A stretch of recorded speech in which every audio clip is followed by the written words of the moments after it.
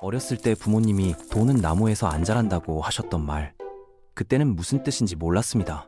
그런데 첫 월급을 받고 마트에서 장을 보던 순간 장바구니 안에 물건들을 하나씩 빼며 그 말의 의미를 처음으로 이해하게 됩니다. 왜 우리 부모님은 항상 가격표를 먼저 보셨는지, 왜 아껴 써야 한다고 입버릇처럼 말씀하셨는지 이제야 알 것 같습니다. 그리고 그 모든 질문의 답은 사실 경제학이라는 하나의 학문 속에 있었습니다. 오늘 GDP부터 인플레이션까지 꼭 알아야 할 경제 개념들을 완전 쉽게 정복하겠습니다. 경제학이라고 하면 어렵고 복잡한 그래프와 공식만 떠올리시겠지만 사실 우리 일상생활과 가장 밀접한 학문이에요. 매일 아침 눈을 뜨면 선택의 연속이죠.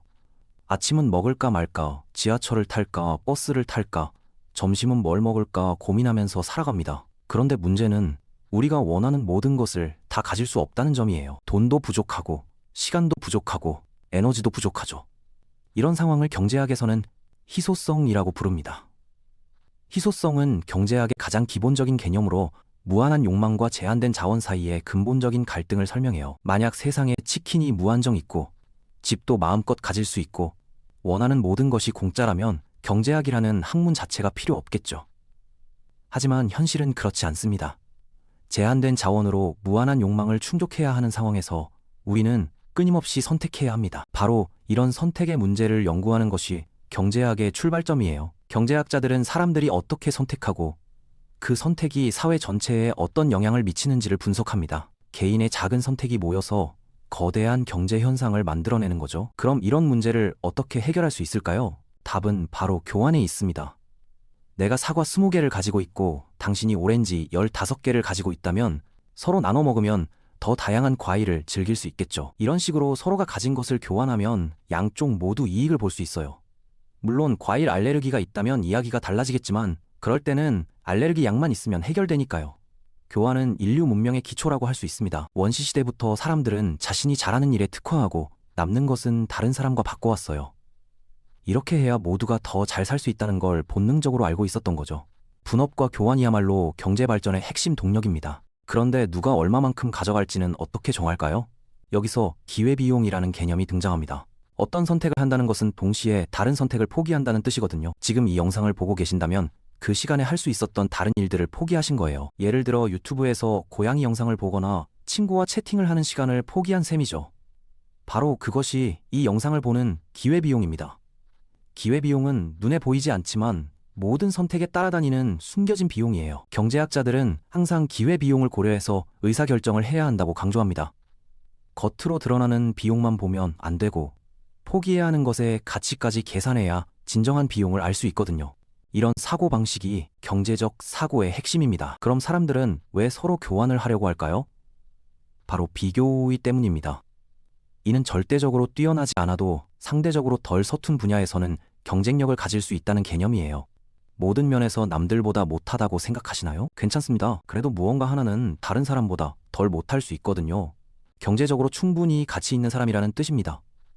비교 우위는 데이비드 리카도가 발견한 경제학의 가장 중요한 통찰 중 하나예요. 이 개념이 혁신적인 이유는 모든 사람이 최소한 한 분야에서는 다른 사람과 교환할 여지가 있다는 걸 보여주기 때문입니다. 절대 우위가 없어도 비교 우위만 있으면 서로 이익이 되는 교환이 가능해요. 무역이라는 것은 모든 분야에서 최고가 되는 게 아니라 적어도 한 분야에서만큼은 상대적으로 덜 서투른 것이 되는 거예요. 이런 희소성, 교환, 기회비용, 비교우위라는 요소들을 한데 모아서 흔들어 보면 뭐가 나올까요? 바로 시장이 만들어집니다. 시장이란 구매자와 판매자가 만나서 물건이나 서비스를 주고받는 공간을 말합니다. 전통적인 재래시장일 수도 있고 월스트리트 같은 금융시장일 수도 있고 요즘 젊은이들이 온라인으로 중고게임 아이템을 팔고 사는 곳일 수도 있죠. 시장의 형태는 다양하지만 본질은 같습니다. 서로 다른 필요와 욕구를 가진 사람들이 자발적으로 만나서 거래하는 곳이에요. 물리적인 공간이 아니라 추상적인 개념으로 이해하시면 됩니다. 시장을 움직이는 핵심 원리는 딱 하나, 바로 인센티브입니다. 사람들은 인센티브에 반응한다는 게 경제학의 기본 원칙이에요. 피자 한 판이 10만 원이라면 아마 사지 않을 거예요. 하지만 1,000원이라면 아마 여러 판 주문하실 수도 있겠죠. 낮은 가격은 구매자들의 구매 욕구를 자극하고 높은 가격은 판매자들에게 더 많이 팔고 싶은 동기를 부여합니다. 인센티브는 사람들의 행동을 바꾸는 강력한 힘이에요. 정부 정책을 설계할 때도 인센티브 구조를 잘못 만들면 의도와 정반대의 결과가 나올 수 있습니다. 예를 들어 실업급여를 너무 관대하게 주면 일할 인센티브가 줄어들 수 있고, 세금을 너무 높게 매기면 경제활동 자체가 위축될 수 있어요. 이런 상호작용 때문에 수요와 공급이라는 개념이 생겨나요. 수요는 특정 가격에서 사람들이 그 물건을 얼마나 사고 싶어 하는지를 나타내고, 공급은 그 가격에서 판매자들이 얼마나 팔려고 하는지를 보여줍니다. 이 두 힘이 만나는 지점이 바로 균형 가격이죠. 사고 싶어 하는 사람과 팔고 싶어 하는 사람이 딱 맞아떨어지는 마법값 같은 숫자예요. 수요 곡선과 공급 곡선이 교차하는 점에서 시장 가격과 거래량이 결정됩니다. 공급이 늘어나면 가격은 내려가고, 수요가 늘어나면 가격은 올라갑니다. 아주 간단한 원리죠. 물론 정부가 나서서 안 돼? 가격 통제를 해야 해? 라고 말하지 않는다면 말이에요. 이런 건 보통 경제 원리를 무시하려는 시도인데 대부분 좋은 결과로 이어지지 않습니다. 가격 통제는 언뜻 보면 좋은 아이디어 같지만 실제로는 시장의 정보 전달 기능을 방해하고 비효율성을 초래하는 경우가 많아요. 최고 가격제는 부족 현상을, 최저 가격제는 과잉 현상을 만들어내는 경향이 있습니다. 그런데 만약 시장에서 자신의 역할이 마음에 들지 않는다면 어떻게 해야 할까요? 구두를 만드는 일을 하고 있지만 팬케이크를 먹고 싶다면 일자리를 구해서 돈을 벌면 되죠. 돈은 결국 교환을 쉽게 해주는 도구일 뿐입니다. 그러면 와이파이 설치해주면 염소 한 마리 줄게라는 식의 복잡한 물물 교환을 피할 수 있거든요. 돈이 없던 시절에는 정말로 이런 식으로 거래했어야 했어요. 생각만 해도 복잡하죠? 돈은 여러 가지 기능을 합니다. 물건의 가치를 비교할 수 있게 해주는 계산 단위 역할도 하고, 나중에 더 큰 텔레비전을 사기 위해 모아둘 수 있는 가치 저장 수단이기도 해요. 쉽게 말해서 돈은 경제의 윤활유 같은 존재입니다. 교환의 톱니바퀴들이 부드럽게 돌아가도록 도와주는 역할을 하죠. 교환의 매개체, 계산 단위, 가치 저장 수단이라는 돈의 세 가지 기능 덕분에 복잡한 현대 경제가 원활히 작동할 수 있어요. 그래서 우리는 은행이라는 것을 만들어냈습니다.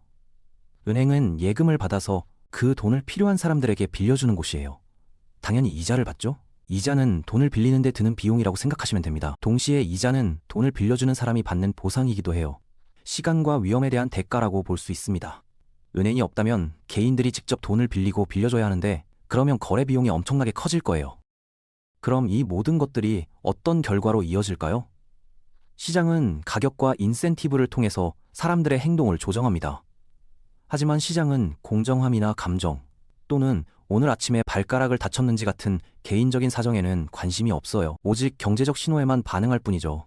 이런 현상을 경제학에서는 보이지 않는 손이라고 부릅니다. 애덤 스미스가 만든 이 개념은 개인이 자신의 이익을 추구하다 보면 자연스럽게 사회 전체의 이익도 증진된다는 아이디어예요. 이건 마술이 아니에요.